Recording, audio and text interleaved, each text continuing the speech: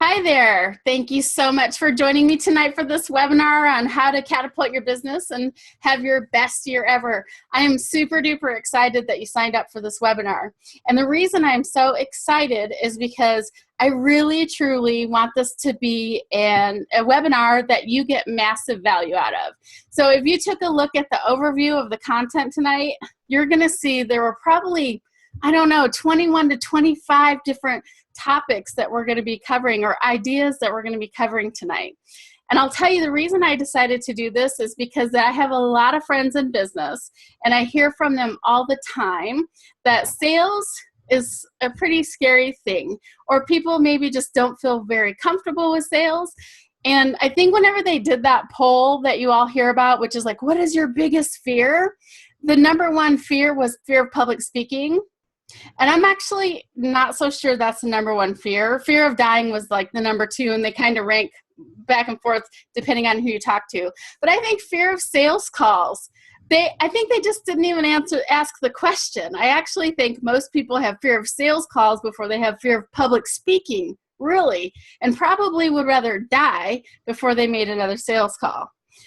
But unfortunately, we are all in business for ourselves here, and we all need to make sales calls to keep our business moving forward. There's not a single giant business that I can possibly think of that is able to do their business, just build it and everyone comes. Like, I don't know who that is. Maybe Apple, iPhone, but I don't even think that's the case for them anymore, because when I'm driving in San Francisco, there are 5 billboards within like 2 miles of each other advertising the iPhone. So even they have to get out and reach and talk to people. So tonight, we're going to be talking about these 7 keys that I've come up with to catapult your business and have your best year ever. Let me go ahead and share my screen. We'll get that up for you. Okay, there we go. And I'm going to get it on this. There we go. And we're going to start off. This is my, oh, what do you call that place where you go? Glamour Shots. This is my Glamour Shots photo. So if you don't know this is super fun.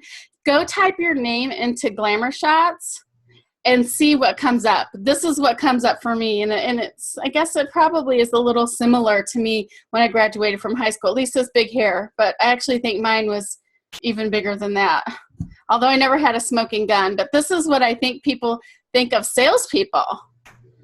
I think they think they're just gonna walk in and try to persuade them into something that they don't want to do. I mean, have you ever felt like you didn't want to do sales because you don't want to pressure people or sound pushy or aggressive?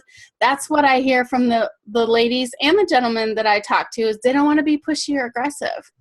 They don't want to be disruptive or interrupt people with cold calls. So they're afraid that they're going to call and they're going to talk to people before their day is getting started, before they've got something. You know, I just made sales calls here a few minutes ago and everybody's busy. So we're afraid we're going to interrupt people because everybody's busy. But aren't we all busy, like all the time? And then you don't want to assume that others need what you have. That's a big one I heard whenever I've been polling women too. And I'm going to just give you a quick warning, is that I'm a fast talker. I talk fast because I have a lot to say. I have a lot of value that I want to give you tonight, and so I talk kind of fast. So if I talk a little bit too fast for you, just hit the chat button and tell me, slow down, you're going too fast, and I don't have time.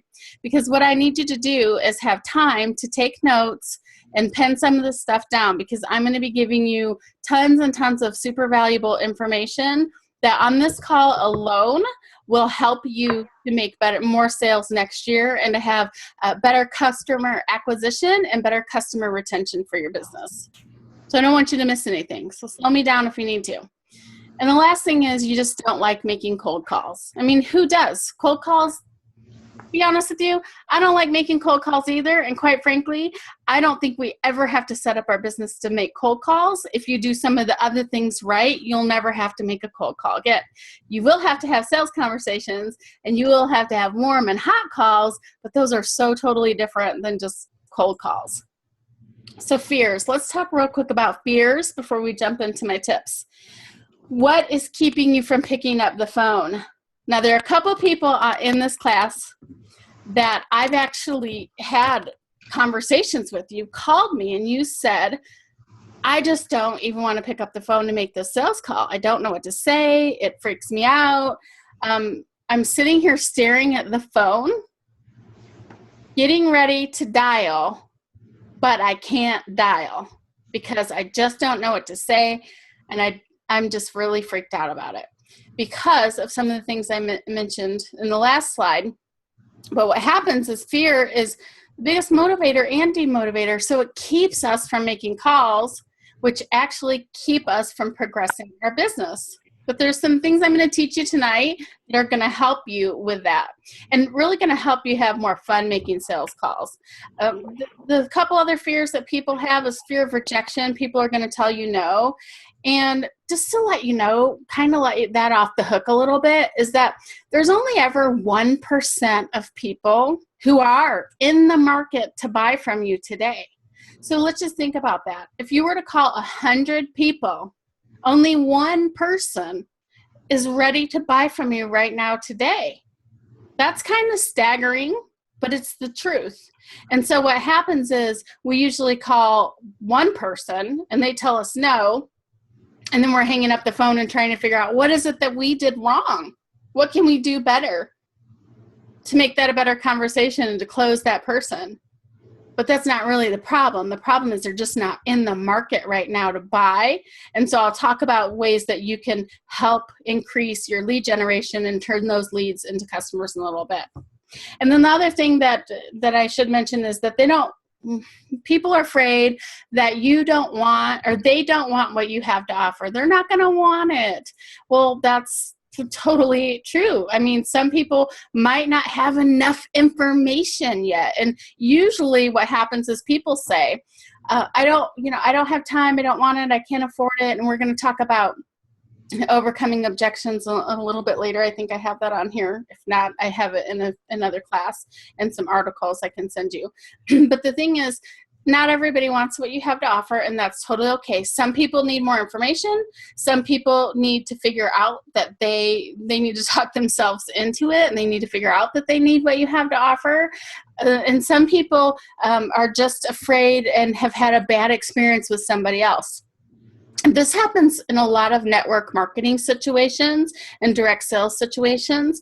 I can tell you the very first time I got a direct sales call coming to me, and it was a friend of mine from high school, and I won't mention any names because another friend of mine from high school on this webinar and definitely knows this person. But about seriously 20 years ago, and I remember this, my friend calls me, and I was so excited to hear from my friend. And the first thing he says is, I have an opportunity that I want to share with you. And I'm like, he wants to sell me Amway, and all I want to do is go out and have a cup of coffee. And so you have to just understand that sometimes you need to, not sometimes, all the time, you need to be building relationships with people and finding out what they need and what they want and how you can help them. And sometimes you have to help them by offering a lot of value, and I'll talk about that a little bit later too, to try to get them to understand that what you have is really awesome and really fantastic. Okay, so let's go to the next slide here. Okay, many people do this. Many people invest their money in marketing. Why? Because marketing, well, for some, it can be easy. And it's also, you don't actually have to talk to anyone. You can spend money and you can put out your marketing message and you can think you're going to get sales. Marketing is excellent. I have spent the last 20 years in advertising, sales, and marketing. I have a double major in television production. I went to school to create television commercials and advertising. And when I graduated from college, my very first job was for a TV station in sales because I knew that's where I could make money. So what I'm trying to tell you is that marketing is awesome. You have to market. But if you're marketing and you're not adding sales, you're not going to catapult your business. If you want to catapult your business, you need to do marketing and sales. If you had to give one up over the other, I'd say give up the marketing. And trust me, I've been doing both. And most people teach and coach marketing. There are a lot of similarities between marketing and sales. Both of them, you need to know who your target market is. You need to know or figure out what to say to them and what your customers want to buy and how to talk to them about it. But the biggest difference between marketing and sales is marketing uses media. Media, meaning television, radio, social media, Facebook, emails. That's all marketing. Sales is a human touch. Sales is actually the person, you, having a conversation with someone to find out their needs and help to match their needs with the products or services that you have. You must do sales to market your business. And a lot of entrepreneurs and coaches and speakers, and they just are not focusing as much on sales, and you really will make a big difference. Now, Denise says that Denise, are sales your favorite part, or is marketing your favorite part? You have to answer that question to me, because I saw you just said, that's my favorite part. And I don't know if you're talking about sales or marketing. I'm hoping you're talking about sales, but we'll find out. Oh, she says sales. Okay, good. Then you're in the right place, Denise. Woohoo! Denise already loves sales, so that's great. Hopefully I can give you some extra gold today and beef up your sales even more. So Denise knows this. Sales can be fun, authentic, and a valuable service to your client if you choose it to be that way. Now, a lot of people don't think of sales as fun. They think of it as sale as a different word. I was going to say sale is a different 4-letter word. I don't know if that's appropriate, but that's how people think. And authentic. You don't have to be pushy. It was so interesting to me last night. I had a really fun conversation with a friend of mine who is in a mastermind group I'm in. And he said to me, I had this client in here and I didn't take the opportunity to close her. And she said she had to go home and talk to her husband. And I said, well, what else did you say? Did you ask her, well, what's your husband going to say? And he's like, oh, I didn't even think of that. And I said, yeah. And then I would ask her maybe ask her some more questions. After you ask what your husband's going to say, then why don't you ask him, well, how much time do you think you need to decide if you want to move forward or not? I would hate for you to lose the momentum from what you have right now. Well, for him, those were very authentic words. He could do that. He liked the way that sounded, but it doesn't have to be, the old way is like, can you sign here? Yes. Can you ask somebody to say yes? Ask them 10 questions that they say yes to. So that way, when you ask them the closing question, they say yes. That's just an old sales tactic and it doesn't work and everybody knows it. The other thing is handing someone a pen. Here's the pen, sign right here. Well, most of the business we do nowadays doesn't even require a pen and a signature because it's all online. But those are just funky old sales techniques that don't work. What I'm talking about is being authentic and being real. Now, where this comes to being a valuable service to your clients is that sometimes if you do not offer your client a next opportunity to work with you, then you are doing a disservice to your client because you're not opening up the door for them for what is the opportunity. They can always say no. They can say it's not time. They don't have whatever million other objections, which I'm going to talk about more. But you need to offer them the service. You need to offer to help them more. And you know what? If you don't, someone else will. Early on in my entrepreneurial business, I did not have an offer for someone. And she said to me every time I saw her, let me know when you're having your program. Let me know you're having your program because I want to sign up for your program. So you know what? Last week I called her and I invited her to this teleclass. And you know what? She signed up with somebody else for their program. That's right. So you always have to offer something. And I'm going to talk about that a little bit more. And Laura just says, you just gave me a breakthrough that sales isn't a scary place. It's about mining for facts and looking for trouble spots we have and may know of solutions for. You're absolutely right. See, 5-10 minutes into this call and we've already had a breakthrough. And I haven't even gotten into the content yet. By the way, I grew up in Michigan. I've been in California for 20 years. You're going to hear a lot of really strange words coming from me, or they sound funny. In fact, someone picked up one earlier because I don't pronounce my T's. So I'll say 7 keys to catapulting. sounds like a D, and people in California say catapult. And it's weird to me, but you'll pick up some funny words, and I think I've already said a few. Okay, so here's what we're going to talk about more tonight. Setting yourself up for success, setting your schedule up for success, learning how to get people into your funnel, so this is about lead generation, how to have profitable sales conversations, picking from low-hanging fruit, which is one of my very, very favorite subjects. In fact, if you want to make money tomorrow or tonight, depending on where you're at, you want to listen to number 5, because you will make money tomorrow if you do what I tell you in number 5.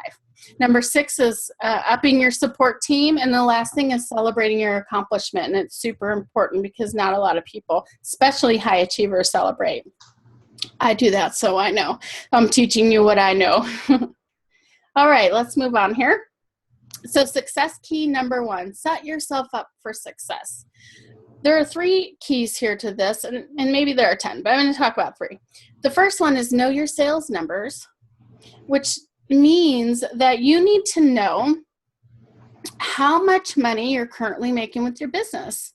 What is your revenue? What is your revenue every month? What is your revenue every week, if you can break it down to every week? If you use a good system like One Shopping Cart. I don't use One Shopping Cart right now. I actually use a different system.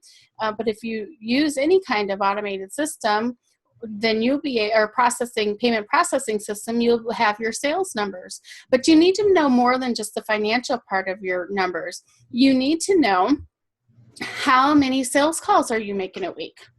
How much time do you spend making sales calls a week? I'm going to give you a couple facts and figures right now that are super duper important and keep people from making sales. And this is that it takes roughly 30 phone calls to close a sale. Now, it may take more than that, because I just said only 1% of people are ever in the market. It may take up to 100, but that's just to get an appointment. And so then the next statistic is that it takes 7 to 9 touch points to close a person. So what happens is that you get tons of emails all the time from people who just are doing email marketing. Well, sometimes they send up to 20, they may have to send 20 to 30 emails a month to get you to react. Now, I know it'll drive you crazy if it's something you don't want, so get off of their list. But the reality is that it takes consumers so many times to get that message to them. I can't even tell you how many emails and messages I sent out for this course to get 15 people to it. I sent way more than 15 messages, but I got the right people here, the people who really need this information. But the thing is, you have to do that. You have to know your numbers. How many people are you calling? How many people are you getting through with? When I sit down and make sales calls to invite people to a certain event, I generally find that out of 12 sales calls, 1 person will answer the phone.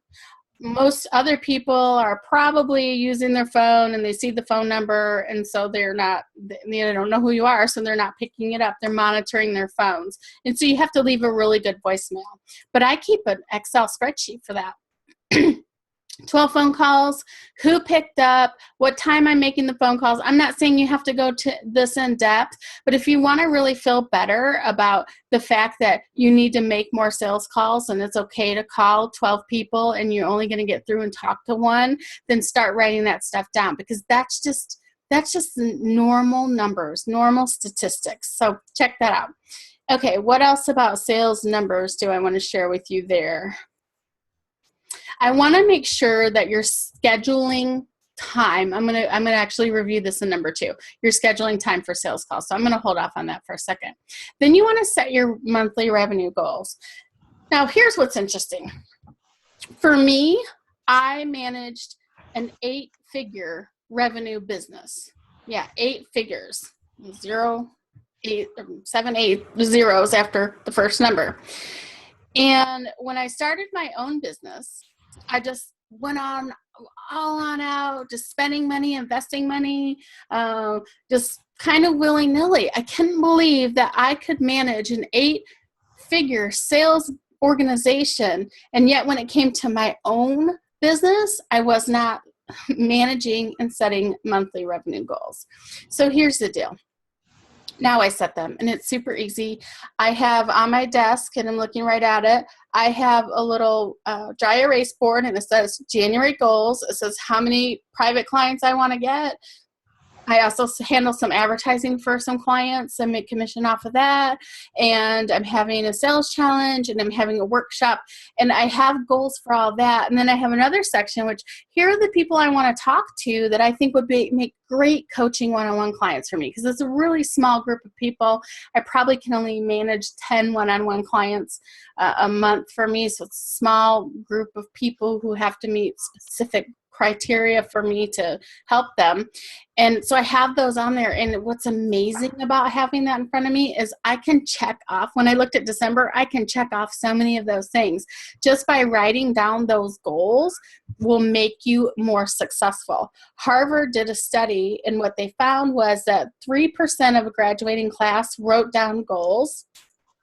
They had goals and they wrote down goals. The other 97%, some had goals, but none of them wrote their goals down and created an action plan. They studied this group again 10 years later, and they found that 3% who had written them down were earning 10 times the income of the other 97% of the students. That's how important setting your goals and writing them down are. And the last part is creating an action plan to get there.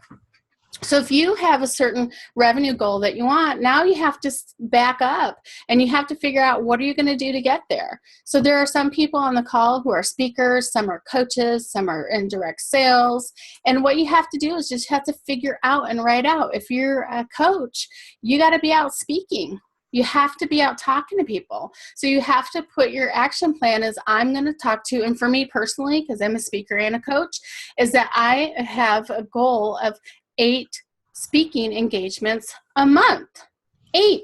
I'd rather do them all in person or live. This counts as one. I have 15 people in this course.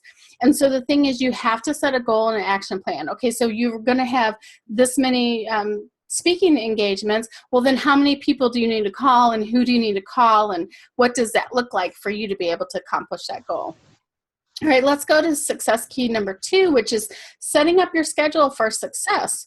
So here's the deal. I mean, you have got to schedule stuff. Life is crazy. I was talking to my friend Mike this morning, and I said, oh my gosh, here I am. I got to get to the gym. I haven't been to the gym. Like, I don't even want to go to the gym, but I missed it yesterday, and it was my New Year's resolution. So I got up this morning and I headed out to the gym.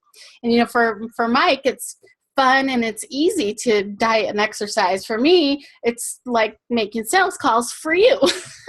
Is that I just have to really get myself into a mode to do it. So I set on out, and what I decided was I have to now calendar in my working out. Just like you have to calendar in your sales calls, I have to calendar in my working out, because it's super important for my health, energy, vitality, my speaking business, my coaching business, being able to have this webinar this evening. It's super important to have that energy. So what I figure is you have to calendar your major events first.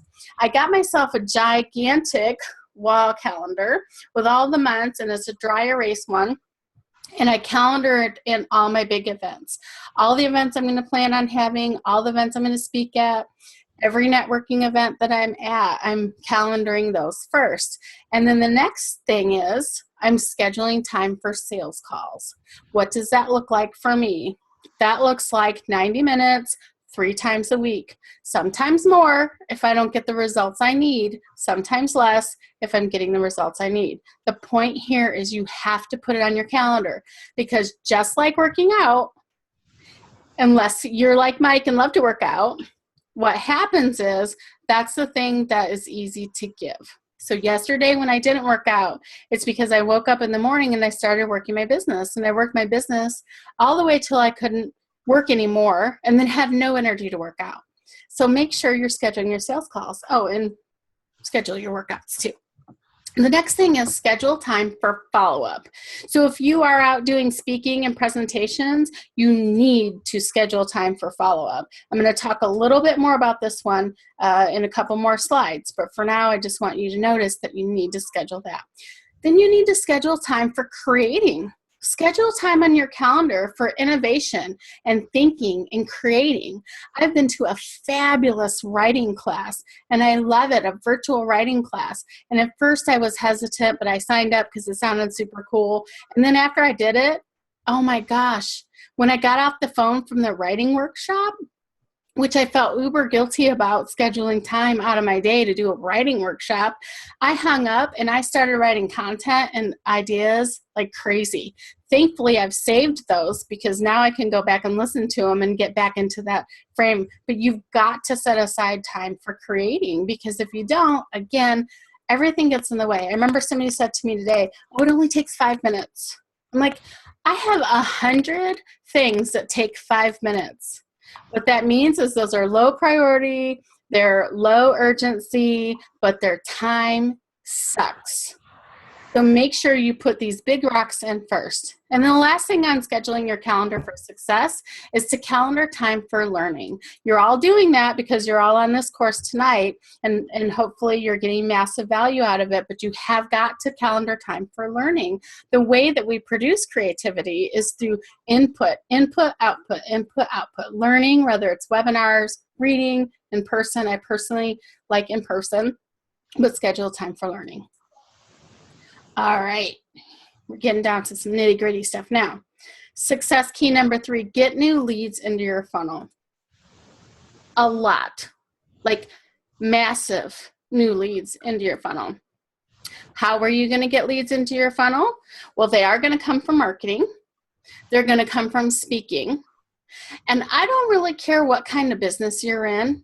Speaking as marketing is one of the best things you can do for your business. So let me give you an example. I have a friend who's a health coach, and she is in direct sales. She's in network marketing, and she has a nutrition product. And she's, posting stuff on Facebook all the time, and she's trying to get clients by telling them, how much weight they can lose, blah, blah, blah. So what I suggested to her was, why don't, instead of you selling your product, why don't you become a health coach and actually create a separate Facebook page where you can invite people to learn about eating healthy, and don't even talk about your product, except for maybe if you're going to post 7 times, talk about your product once. But instead talk about eating gluten-free and dairy-free. I mean, that's the whole rage right now. And then even more, what I want you to do is I want you to go to Whole Foods and to Sprouts and to some of these other markets, and I want you to speak on eating healthy.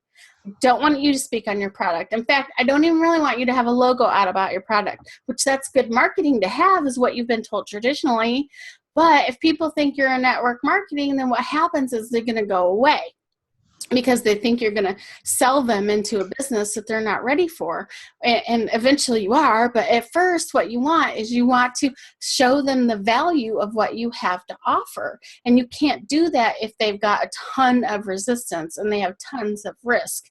Sales is about eliminating risk for people. And a lot of direct sellers make this big mistake, which is they're pushing and pushing and pushing their product, or pushing their opportunity, like my friend I was telling you about before, or pushing the fact to have your own business when the people that you're talking to just aren't ready yet. So get out and speak with your passion.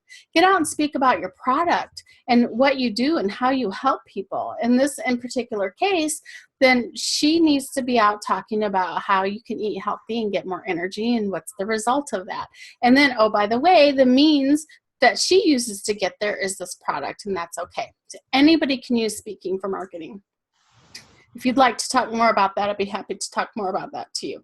Okay, networking. You definitely have to be doing networking, especially in-person networking today. Social media, using Facebook, but not just using Facebook, but using LinkedIn. LinkedIn is one of the most powerful social media that there is, and you can do so much in LinkedIn, like getting yourself published. I have an article I put on LinkedIn that has been viewed over 5,300 times, over 350 likes, I don't know, 100 comments or something. I mean, that's providing value for people, and using LinkedIn is an excellent form of social media.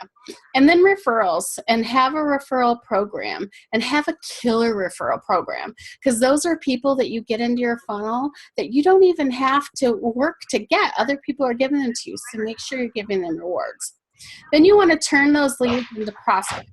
And you want to do that by identifying the right fit. So in advertising, what I can tell you is that so many companies I talk to say, oh, everybody's my customer. So the shoe store down the road, everyone's my customer.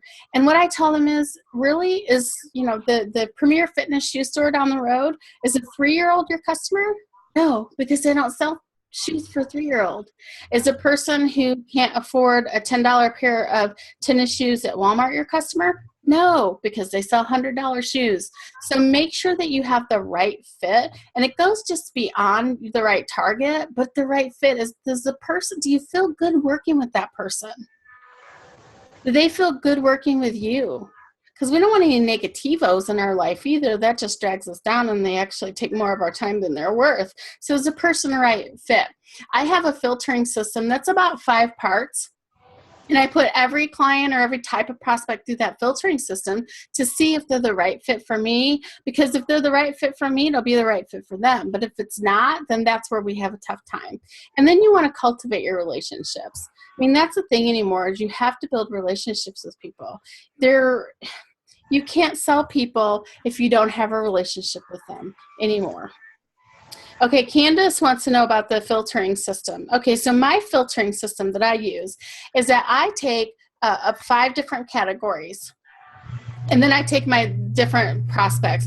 And what I do is, my 5 categories are, one is dollar potential. So do they have the dollar potential to invest in what I have to offer them? Now, everybody has a different dollar value, but just like my friend who is in network marketing, is that her product, if you're going to do it right, probably costs a couple $100 a month. Well, if somebody's, you know, living on food stamps, they're probably not the right customer for her. And so I have to see what's the dollar potential for that customer. My next thing is, for me personally, it's like, are they high achievers? Because I want high achievers to be in my programs. So where are they at, high achievers? And then I list out other things like leverage. Do they have the potential to introduce me to other people? And then what I do is I list out on the side the different prospects, and I give them a ranking score from 1 to 5. 1 to 5, 5 being the highest. And then I add them up. And what I find is, at the end, who are the best prospects for me. Now, this works really great if you're looking at categories of businesses. So let's just say you're looking at, okay, well, or products. Products is another really good one too. Like, maybe you have 10 different ideas for what you want to do with your business. Well, you can rank those in a filtering system as well. Like, which one's going to make me the most money? Which one do I love to do? Which one is going to take a lot of time or take the least time? And you can rank those, and then you can actually figure out where you should spend your time on what kinds of products. Hopefully that answers your question, Candace. And if you'd like, you can email me later, and I'll send you a copy of my filtering system looks like.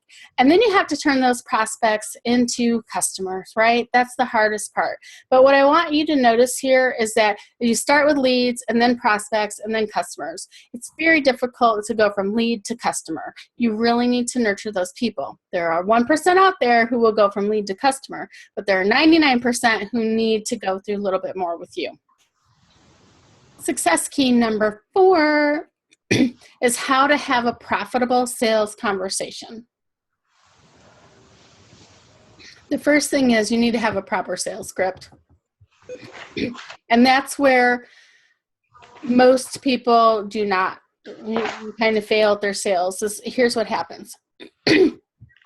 You call your prospect and you say, hi, I'm just checking in with you. Want to see if you had a time to think about what we talked about, or I'm just checking in with you to see how you're going. How's that? Well, that just never works. That's called professional visiting. And I have surveyed thousands of businesses. And what I found was that businesses and people want 3 things. They want ideas, they want solutions to their problems, and they want facts and figures depending on the type of how they think and how they process information. They could want any three of those things. So when we're calling just checking in, seeing what you think, that's not a proper sales script. A proper sales script has components, and it goes to the next thing. It has structure. It doesn't have to be, and in fact, I don't like the word script. I'm only using it for this training, but it doesn't have to be scripted. It's not like you're reading from a script. I'm not reading from a script in this training right now. I know the information, but it's something for you to follow and outline to make sure that you get all the information that you need. You want to ask a lot of questions. You know, you want to get to the heart of what their problem is, so that way you have a solution to offer. And the next thing is proactively handling objections. When I ask people, what are the objections that you get? It sometimes takes them a few minutes to tell me the answers. When I ask them, how do you handle an objection? They usually hear the objection, then they're like, and then they start to, you know, launch into something. Well, the reality is this: everyone has 3 objections that you most get. You mostly get time and price. Everyone gets time and price. I don't have enough time. I don't have enough money. The third objection varies depending on the business that you're in. Third objection could be is whatever else.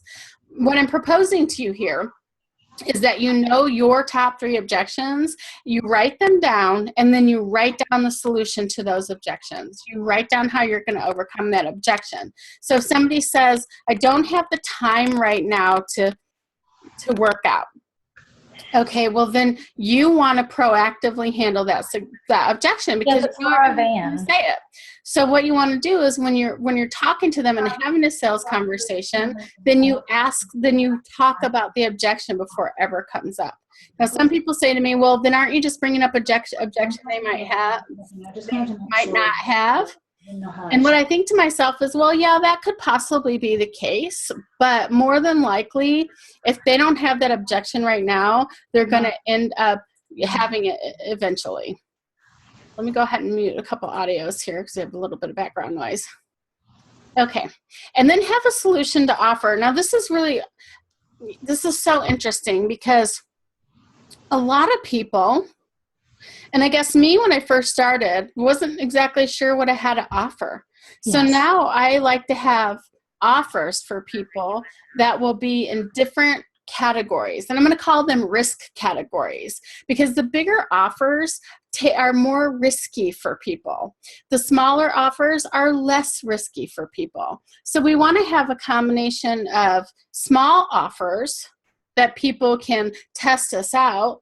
And then we want to have some all-in offers. So for example, I had a sales conversation with a prospect, and we were doing some brainstorming, and I had an offer for her to join a group program I was doing. And then I also had a second offer for her to be one-on-one. So if she really wanted to catapult her business, she wanted to go really super fast in her business, she wanted just me by myself and 100% time dedicated to her, then she could have that.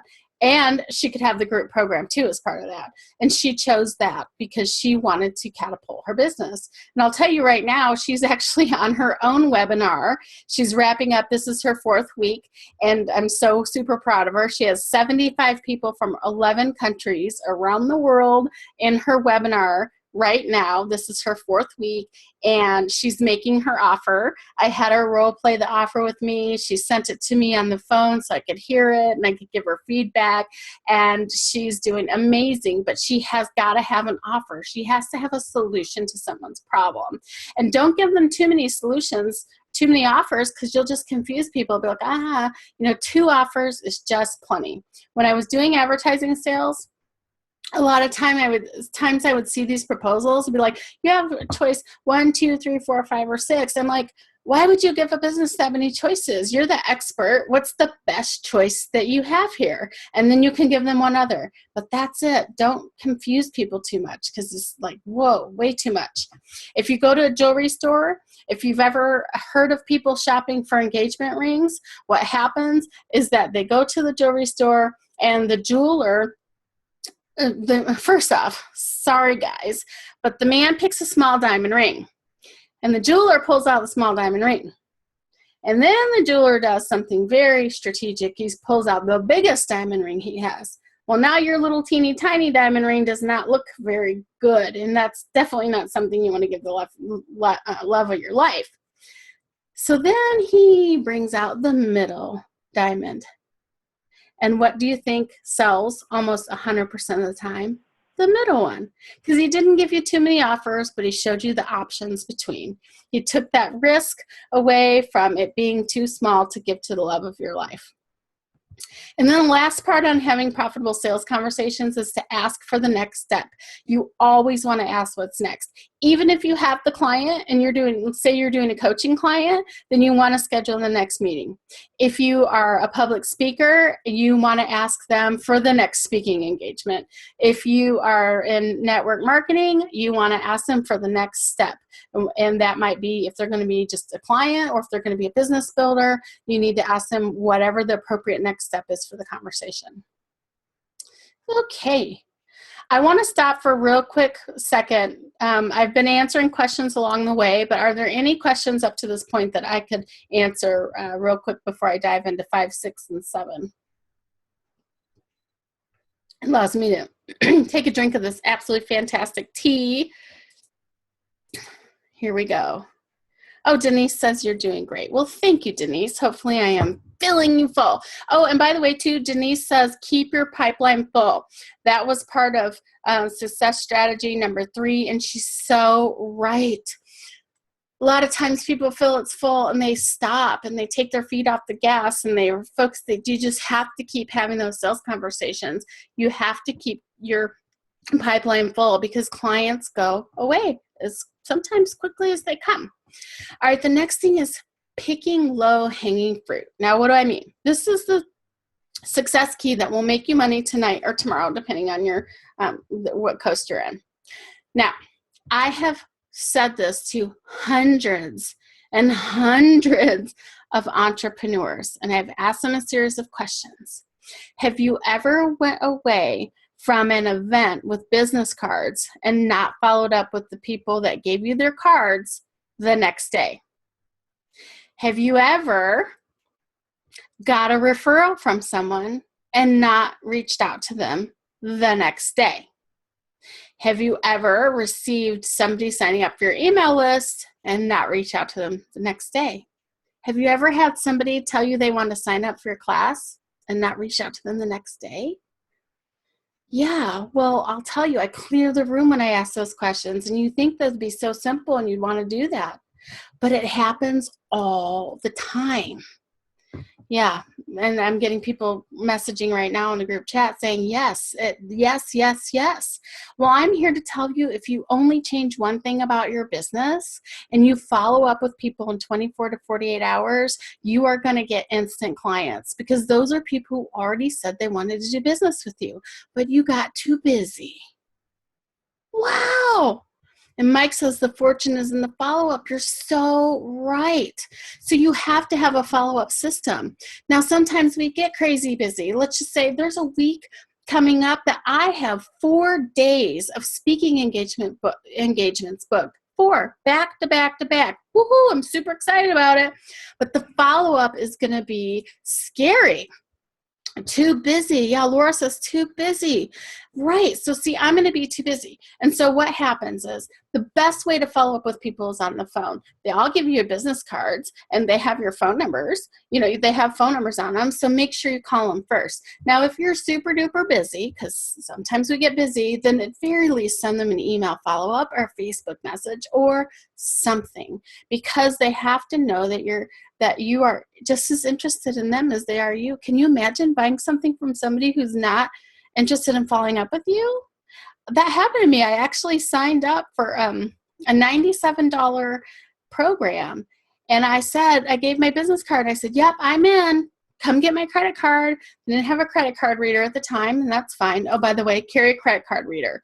Great thing to always have. But so this friend signed me up, and she never called me. I've never heard from her. Now, I've seen her 10 or 12 times since that time, and she's never Ask me about it. And that was a $97 sale. I was getting ready to give her $100. But she never followed up with me. How crazy is that? What? Yeah, I know, Denise. What? But it happens all the time. All the time. There's never been a room I've been in where I ask that set of questions and I have one person standing, ever. So what I have to say is have a follow-up system or plan. And that can be your phone, your email, scheduling on your calendar, sending them an article, something in the mail, whatever. We can help you create a plan, but you've got to have one because you have to capture those people. And then schedule the follow-up time on your calendar, like I said, and then know what you have to offer. Know what you're going to get them into. A lot of times people don't follow up because they don't know what the next step is going to be. They don't know that they could sign them up to be in this free health and fitness Facebook group. Even though that's not getting money, what it is, it's getting them into your funnel, getting them into your relationship funnel. And so that way you can start building a funnel and giving them value and reducing risk so that they will eventually become your customer. Too often we go for the close and we go for the sale and we go for the juggler, and then you scare the person away and they're never coming back because you didn't take time to build up any kind of a relationship. If they want your business, they want to buy your high-end product right now, then they will tell you and they will ask for it. Laura says, what is reducing risk? Well, reducing risk is anything to do with why that person doesn't want to buy. So sometimes people have risk. I'll tell you, it's a big thing in the coaching business. It's a big thing in the network marketing business. So in the coaching business, the way that that looks is that people have hired coaches. I did this. I hired a coach one time. I paid her $10,000 for 1 month to get me a whole bunch of clients. And I paid additional $5,000 for an advertising schedule, which you know I'm an expert in. I've said that now. And I not only got no clients, but I didn't even get one person to sign up for my list. $15,000 flushed down the drain. So I can tell you that the next time I was approached by a coach, I went in with a lot of resistance because the risk factor was very high for me because I had already lost $15,000. So risk may be having a bad experience before. Risk may be, like I talked about my friend from high school who I just wanted to have coffee with, but he wanted to sign me up for his opportunity. And it wasn't time. I just want to have coffee with my friend. And maybe I would have had his opportunity eventually, but there's a lot of risk. So risk can be in fear as well. I hope I answered your question, Laura. Okay, key number 6, have a success team. This is super important. And it's also can be very hard because what happens is, hold on one moment here. I'm getting a question and then I just moved my little screen. 1 second. Okay, here we go. Let me see if I can find that question again. So what happens is we start to go out on our own and we think we can do everything and we want to do everything ourselves because we think it will save us money. Well, it doesn't always save us money. So right now, for example, I'm working on a document for somebody, let's just say that. And the document I could probably take at my time and it will take me an hour or so to do, or I could put it over on Fiverr and pay $10 and somebody else is going to do that document for me. And I have that time, that hour back to do something else with my time, which would be something that required me to, you lost the slides. Okay, well, hold on here. Thank you so much, Candace, for saying that. I'm going to click here. I'm going to hit share screen again. And then I want you to tell me if you got the slides back. Okay, tell me if you got the slides back here. We're live. You know we're doing live. And that's the beauty. You know I'm not recording. You're all here with me now. Okay, so thank you, Candace. Virtual assistants are a great thing, but be careful when you get a virtual assistant. You pay for what you get. You can get a virtual assistant who charges $75 an hour. That's a lot of dough. You might not even be making $75 an hour yourself. So why would you want to do that? No, instead run an ad in Craigslist and get a college kid to help you out. They're probably just as skilled in social marketing, but probably not in one shopping cart. And so you need to know what the right things are for a virtual assistant. Get partners. affiliate partners, referral partners, people who will refer you, and people who you will refer back to them, and you're helping each other that way. You can give them a bonus or a spiff or whatever, but you want to have partners, and you want to have people you can talk to, because, you know, being an entrepreneur is not an easy thing. There are a lot of days where it's very tough and very challenging, and there are a lot of days where I am just questioning myself and questioning whether I'm doing the right things or whatever. Even yesterday I was, and then I got a beautiful message, you know, in my inbox that was very surprising, but it can be hard. So have partners, have people you can talk to, and people you can refer back and forth. Can I recommend a shopping cart? Well, I actually signed up for one shopping cart, and I think what I did was I went all in, and I signed up for the biggest package because, you know, I just do that. Seems like the best value. Well, that's not. If you're going to use one shopping cart, which a lot of people are using for their e-commerce is one shopping cart, then you just want the basics to start off. The $39 a month one shopping cart is totally fine. Now, why would you want to pay $39 a month? Because if you use Square or PayPal readers, they're going to charge you, depending on if you have a swipey. If you swipe, it's about 2.5%. If you type in the number, which a lot of times happens if you're working with people over the phone, then it's about 3.5%. The downside of PayPal is with PayPal owns your list. With Square, you own your list. With one shopping cart, you own your list, and you pay a monthly fee, but then you don't pay the per transaction fee, like 3.5%. So the benefit of getting one shopping cart is if you have a lot of transactions. If you don't have a lot of transactions, you can totally get away with Square and just use Square. It's a great product. But one shopping cart is the one that people use when they have a really big customer base. And then coaches. I mean, I have 2-3 coaches myself. And this is funny because the first time I got introduced to a coach, I said no. And I bought her program, and it was amazing and worth every penny, but I said no to her. And then I signed up for the $15,000 coach, which was horrific. And so I almost got it and did not get another coach.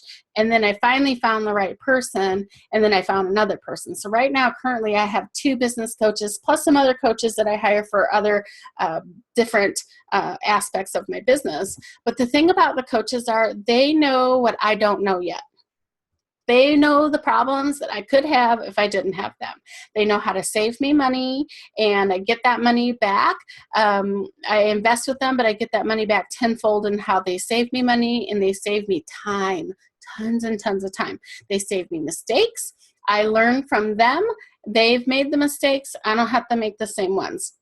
I've made enough on my own before I didn't have coaches to teach you what not to do yourself.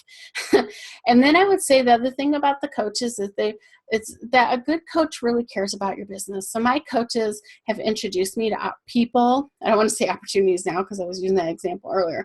But my coaches have introduced me to people. They help me get speaking, marketing presentations. They help me network into the right communities where my people are. I mean, they help me on so many different levels that save me time and catapult my business. It's super important to find yourself a coach, whether it's me or somebody else. If you're really serious about your business, like really serious about your business, get a coach, and get a coach that specializes in the area that you need help with. And then the last thing is community. Community. I see I got a little typo there. Community. Get yourself networked in the community, you know, and don't just show up for a networking thing, like be part of it. Get on the board or the executive committee or whatever. That's where the real opportunities are. If you're just signing up for all this stuff and you're going to networking events, you're probably not going to get the best out of it. But if you get majorly involved, that's where you learn where the best opportunities are. I got involved in a community recently, a networking group, and I met a fabulous coach who meets with me every Friday to sit down and brainstorm ideas and write and create, and she checks in with me, and she's awesome. And I don't pay her a penny. I do offer her to be involved in everything I do because the value she's given me is so significant. But that came from part of being in a community. So I have 3 coaches, 2 paid, one freebie, which is really nice. The next thing, and secret number 7, this is for all you high achievers, because what happens is you maybe you are setting your goals. Maybe you are keeping your funnel full. Maybe you are converting enough customers. Maybe you are great at follow-up, but maybe you stink at celebrating what all you do, and so you're sitting there feeling like you're not fulfilled because you haven't done enough. This happens to lots of high achievers. So you need to figure out how you're going to celebrate. And celebrating sometimes depends on the financial situation that you're in. So celebrating might include something like getting a new book and just sitting by the fire and having a glass, a hot tea, and just thinking for a few minutes. Or even, I love this, having a pajama party with friends. I want you to think about what are things that I can do that are just fun that I don't normally do. I got with a group of girls a few weekends ago, and we just had a pajama party and went out for dinner. It was so much fun, and it was low success. And Denise reminds me, just because you don't hit your goal, it doesn't mean you're not successful. And that's so totally true, Denise. I want to talk about that for 2 seconds, because sometimes we just set goals that are unrealistic. You know, I've been in the corporate world for 20 years, and there are a whole lot of goals that are unrealistic that they're setting these days. And then you feel like such a loser because you didn't hit their goals. Well, there's something really important about setting goals, and there's something called SMART goals, which I will you can Google. I can teach you more about it. But the thing about setting SMART goals is that they're strategic, they're measurable, they're action-oriented. They will have a results and a timetable. So you want to set these kind of goals, because you're right, Denise, you may be successful. And it doesn't mean because you didn't hit your goal. But what I'm talking about here is when you do hit your goal, how do you celebrate? Because a lot of you don't. So it may be, you know, here's my Yorkie. It may be getting your puppy a Christmas hat, or just loving on him, or getting a puppy.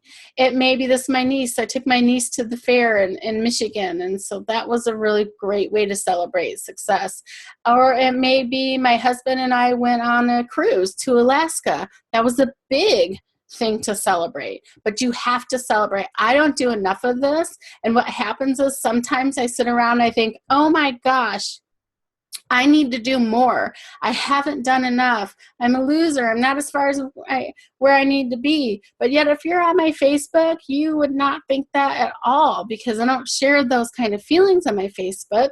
But also because most of you see what all I'm doing, and you're thinking to yourselves, well, oh my gosh, you're doing so much stuff.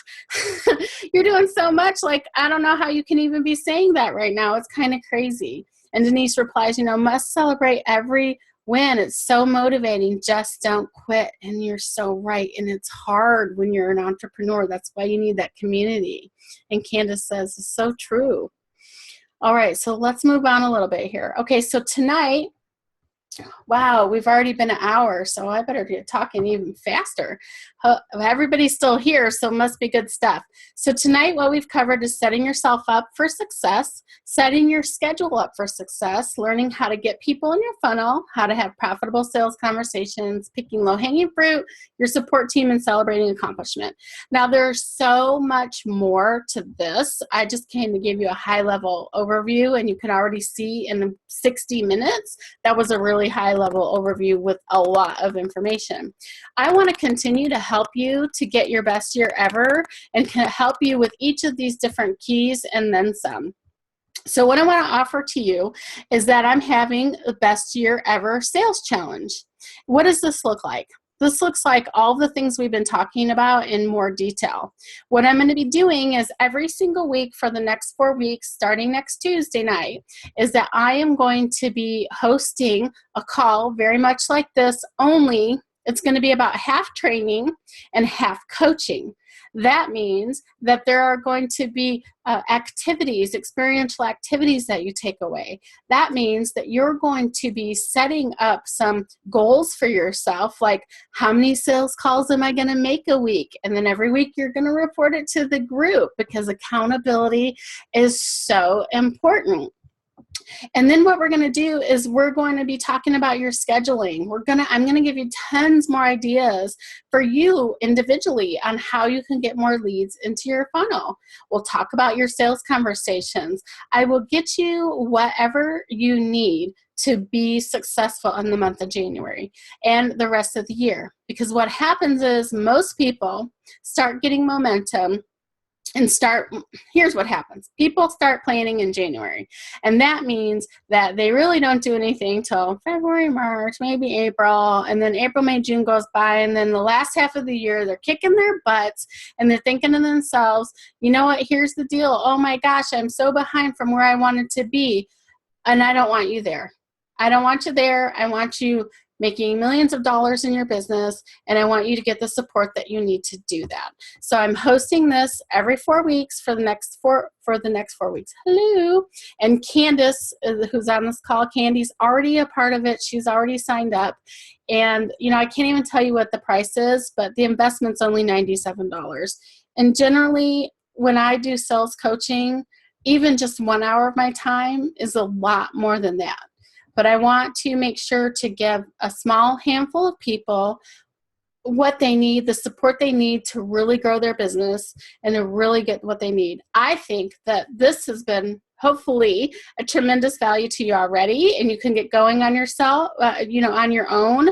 But the thing is, there's so much to this, and the support alone and the dipping into my 20 years of experience and ideas that I have and the love that I have for my clients, that's worth way, way more than this. So I hope that you will find that you want to continue to invest in time and invest in your business, and you will come on board with me for this. Now, what if you can't make that time? You don't have to worry about it. Every week is recorded. You get a playback, so you won't miss a thing. If you need access to me, you'll have it in a private Facebook group that I'm setting up. So if you feel like you have a question or need some more help or direction, there will be the Facebook group where I will be very active in. I think I'm addicted to Facebook. Don't tell. What if you can't afford it? Well, listen, it's $97. So here's what I say is take the leap. It's sales training. There's not any other type of investment available that will make you money. Sales training makes you money. $97, you'll probably make that tomorrow when you make your follow-up calls from this free webinar tonight. And the last one, what if I'm not ready to grow my business? Then this isn't the program for you. If you're not 100% in, if you're not a 10 or 11 on the scale of 1 to 10, this isn't the program for you, and that's totally okay. I totally get it. If you're not all in, that's fine. Maybe you're working your part-time business, working as a hobby. That's totally good for you if that's what you want. And then I would just ask somebody else who you think you might benefit from this kind of program. I'd love for you to share them with me, and I offer a commission for that. So you would be able to make some money by not doing anything at all. So how do you register for the Best Year Ever Sales Challenge? Well, right after this webinar, what I'm going to do is I'm going to download the webinar. I'm going to send it back to you so you have it. And then what I'm going to do is I'm going to send you a link that's going to allow you to sign up. And the class is going to be Tuesday nights at 6 p.m. Although, like I said, you do get a replay if you can't make it, so no big deal. You can't make it next week. And then you're going to get all kinds of tools and help to help you grow your business in the next year. It's going to be super fun. Okay, so let's see. Do we have any questions here before we end the webinar? Do you guys feel like you got a lot of value out of our time tonight? Yeah? Awesome. I see yes. Yes, thank you. Yes, thanks for the great info. I look forward to meeting you in person. Yes, me too. Just today, business coach. Awesome, awesome, awesome. All right, great. Well, I want to thank you so much. If you have any questions or anything, and if you want to learn anything that I haven't talked to about tonight, I'm going to be doing more webinars in the future. So please just email me and say, hey, I want to learn more about this topic. And quite likely, you'll get that topic on the next webinar. So thank you so much for sharing your time with me this evening. And I want to say to you, happy selling and happy new year. Thank you, everybody.